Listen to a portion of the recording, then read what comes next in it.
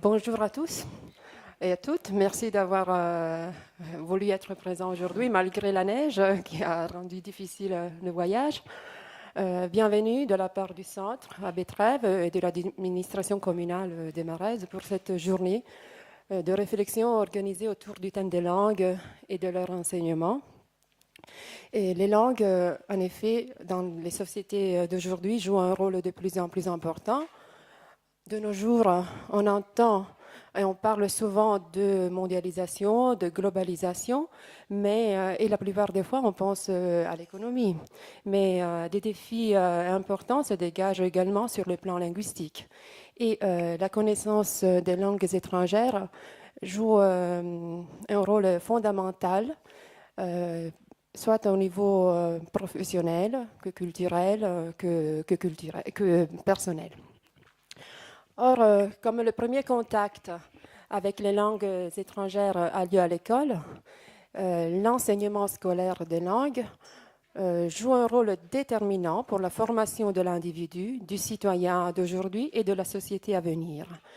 Et c'est pour cette raison que notre centre a envisagé ce colloque pour relancer le débat social autour des politiques linguistiques et de la didactique des langues Val-d'Aoste. Cette initiative constitue le troisième volet du cycle La montagne à venir, une série de conférences, de colloques visant à cultiver l'avenir de notre région. Nous avons déjà abordé le thème du développement de la moyenne montagne à une première occasion et le thème de la montagne à l'ère du numérique à un deuxième rendez-vous.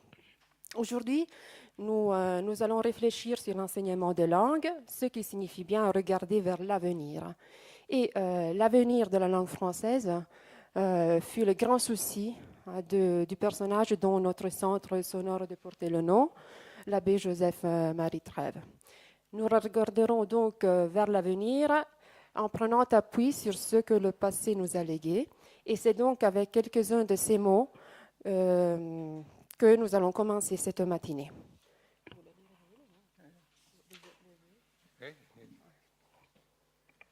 Alors, c'est M. Cesare Dugiani, président de notre centre, qui vous présente, qui vous lira ce passage tiré de l'opuscule Nous Valdôtains, nous voulons les Français, et qu'il écrivit en 1922 et que nous vous avons proposé dans le dossier que vous avez reçu ce matin.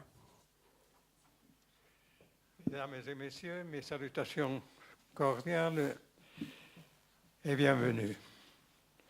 Espérons que cette journée puisse être utile pour relancer un peu de francophonie en Vallée d'Aoste, pour réveiller un peu ce peuple endormi. Et je veux relire une lettre de l'abbé Trèves qui est né dans cette petite commune qui a été un souteneur de la langue française dans les années du fascisme. En 1922, c'est-à-dire en plein fascisme, dans une période où on avait modifié l'institution scolaire en Vallée d'Aoste, on avait défendu l'enseignement du français à cause du fascisme. On avait défendu évidemment la politique locale. L'autonomie a été liquidée. Et lui, qui était un petit curé d'un petit village de Promiaux-sur-Châtillon, écrivait ceci. Qu'est-ce que c'est qu'une langue? En 22, lorsque le fascisme avait défendu d'enseigner le français. Une langue est pour un peuple l'expression des pensées de son esprit, des sentiments, de son cœur, de la foi et de son âme. La langue, c'est pour l'homme le langage de son enfance, celui de son père et de sa mère. C'est le lien intime qui relie à tous les compatriotes, ses frères, mais tous dans le même pays, habitant tous dans la même race. Par sa langue maternelle, l'homme chante ses joies et ses douleurs, exprime ses craintes, ses espérances, défend ses droits, dit sa raison, gagne son pain et vit sa vie. Par la langue, l'ami s'entretient avec l'ami, l'époux avec l'épouse, le père avec son fils, l'enfant avec sa mère. C'est le lien doux et fort de la famille et de la société. La langue, c'est la, c'est la compagne impérissable de la vie. C'est la douce messagère du pays auprès des compatriotes émigrés en terre étrangère. La langue, c'est le parler de nos pères, une des meilleures portions du patrimoine qu'ils nous ont laissé. Patrimoine qui doit être transmis jalousement, intact à nos enfants et auquel nos enfants ont le droit sacré et inaliénable. Une langue, c'est la dignité, l'honneur, la richesse d'un peuple, c'est la force et la couronne d'un pays.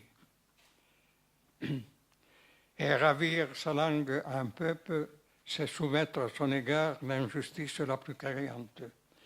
C'est lui faire l'affront le plus sanglant. Ravir sa langue à un peuple, c'est le dénaturer, c'est le décapiter, c'est l'anéantir. Abbé Trèves. Voilà ce qu'écrivait en 1922 dans une période très difficile. Alors c'est un écrit particulièrement courageux. Merci à tous. La parole à monsieur l'assesseur. Merci. Merci vraiment. Bonjour à vous toutes et à vous tous. C'est pour moi un grand plaisir d'être ici. Vous amenez aussi les salutations du gouvernement régional et je le fais avec le collègue Joël Farco qui est ici avec moi aujourd'hui et avec le surintendant aux études Fabrizio Gentile. Je remercie aussi le collègue Albert Chatrian qui vient d'arriver. Merci. Merci avant tout à Laura Grivon, parce qu'avec enthousiasme a organisé cette rencontre qui est très importante pour nous. Notre présence ici veut témoigner l'importance fondamentale qu'il y a pour nous et qui joue la langue française pour l'engagement qu'on a pris pendant ces années. Je pense à tous les secteurs de la culture, mais je pense surtout à le secteur de l'éducation.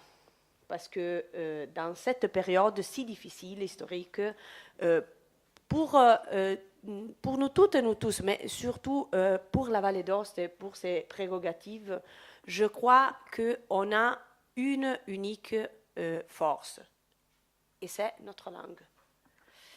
Alors je disais merci aussi aux enseignants, aux étudiants, aux parents, aux représentants des institutions que je remerciais. Et pour être ici aujourd'hui à Marèze, il y a aussi la neige. C'est un peu plus difficile à arriver, mais c'est encore plus beau, le paysage.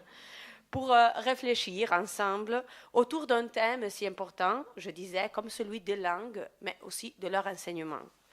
Je remercie naturellement le Centre d'études pour avoir organisé cette initiative intéressante, aborder ce sujet en ce lieu, dans cette salle qui se trouve toute juste à côté du musée dédié à l'abbé Trèves, acquiert en effet une valeur encore plus importante, étant donné son engagement, et on l'a rappelé maintenant avec ces mots frappants, en faveur de la langue française, comme on l'a juste souligné. Je profite aussi de cette occasion pour attirer une fois de plus votre attention sur la surprenante actualité de la pensée de l'abbé Trèves, qui déjà au début du siècle dernier s'était battu pour la défense des droits des femmes, thème qui aujourd'hui est au centre aussi du débat politique et non seulement. La maîtrise de la langue française, comme de toutes les autres langues, est aujourd'hui plus que jamais déterminante. Elle assure une plus grande compétitivité dans le monde, et tu l'as bien rappelé, Laura, du travail, mais permet aussi l'ouverture au monde, de plus en plus un monde qui est plurilingue et aussi pluriculturel. La politique linguistique éducative est depuis toujours une grande priorité de l'administration régionale. En fait épreuve, je crois, l'engagement que nous avons déployé au cours de ces dernières années. On a dédié vraiment beaucoup de nos efforts pour souligner l'importance des langues. Et on l'a fait afin de développer les compétences linguistiques de nos jeunes par le biais de nouvelles adaptations qu'on a approuvées, même débattues, je pense surtout au sillon de la langue anglaise, mais aussi de la langue française, avec les adaptations aussi dans les écoles de deuxième degré. Et c'était ce qui manquait depuis toujours, depuis quand on a approuvé les adaptations dans les 2 premiers degrés de l'éducation. Et je disais des adaptations des indications nationales et les nombreuses actions de formation, aussi bien du point de vue linguistique que méthodologique, on ne doit pas l'oublier, que nous avons offert aux enseignants. Bien évidemment, tout comme les langues évoluent, les politiques éducatives doivent le faire également, dans le même pas. C'est notre réalité, qui est plurilingue, qui nous le demande. C'est un peu le monde qui nous le demande. Et c'est par le biais des initiatives de ce genre qu'il est possible d'envisager des stratégies pour les améliorer. Merci donc de ma part aussi aux tous les intervenants qui ont accepté de partager avec nous les résultats de leurs recherches et surtout de leur expérience. Je souhaite à tout le monde une journée profitable et pour ceux qui auront la possibilité de le faire, aussi un agréable séjour ici à Imarèse. Moi, je vous remercie encore une fois pour avoir organisé cette journée d'études. Je m'excuse dès maintenant parce que j'ai un engagement. Aujourd'hui, c'est aussi la journée de la disabilité. Il y a un autre engagement à Host pour la fin de la matinée. Mais je vais demander dès maintenant de pouvoir avoir et de pouvoir prendre vision de tout ce qui seront les données et le travail que vous feriez pendant cette journée de travaux. Merci.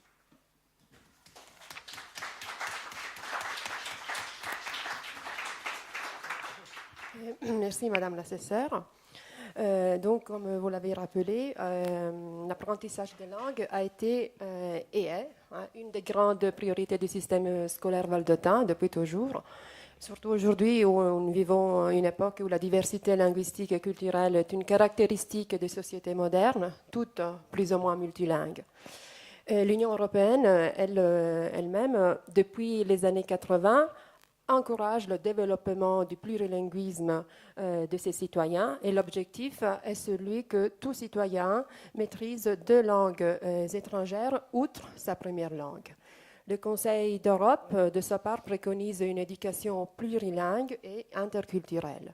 Donc, il nous est possible d'affirmer que, pour bien des aspects, la politique linguistique de la Vallée d'Aoste a joué depuis longtemps un rôle précurseur par rapport aux sociétés actuelles. Mais, comme nous l'avions dit tout à l'heure, aujourd'hui, nous regarderons vers l'avenir en acceptant les défis du présent. Et donc, cherchant à faire de toutes les langues de scolarisation des langues d'accueil et du répertoire linguistique de tous les apprenants. Pendant cette journée, nous aurons donc la possibilité de réfléchir sur les politiques linguistiques et sur l'éducation au et par les langues, le titre de notre colloque, à travers la comparaison avec d'autres contextes européens, tout en s'interrogeant sur les retombées de la connaissance des langues sur l'individu et sur la société au Val d'Aoste. Permettez-moi encore les remerciements de notre part, de remercier les intervenants, experts nationaux, internationaux, spécialistes dans le domaine de l'enseignement des langues, de la didactique des langues, qui ont accepté notre invitation. Ils ont fait un long voyage. Merci pour avoir accepté. Et je vous les présenterai nous les présenterons au cours de la matinée. Et ensuite, mais avant tout, pas ensuite, un grand remerciement à Marisa Cavalli, dont les conseils précieux ont été fondamentaux pour la réalisation de cette journée. Et nous remercions aussi comme centre les représentants de l'administration régionale qui ont voulu être là, en particulier Madame Émilie Rini, assesseure à l'éducation et à la culture, et aussi la conseillère Chantal Certan, qui toutes les deux ont soutenu cette initiative. Merci. Et donc, je crois qu'on peut commencer.